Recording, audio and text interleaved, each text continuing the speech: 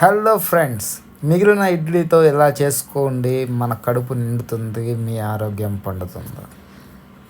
ముందుగా నూనెలో ఆవాలు జీలకర్ర వేసుకొని ఆనియన్ టమోటో కరివేపాకు మొత్తం మగ్గనివ్వాలి.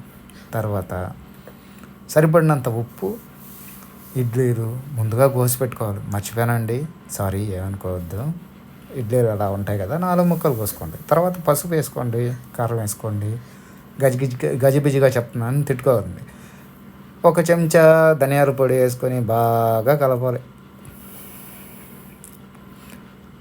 కలిపిన తర్వాత ఇడ్లీ ముక్కలు అందులో వేసుకొని కలిసేటట్టు కలిపి కలిపి కలిపి కలిపి కలిపి కలిపి ఇలా అవుతుంది. ఇలా అయిన మిశ్రమాన్ని మళ్ళీ కలిపి మధ్యలో ఏమేయాలో మర్చిపోయా, కొత్తిమీర వేసి తింటే ఉంటుందండి.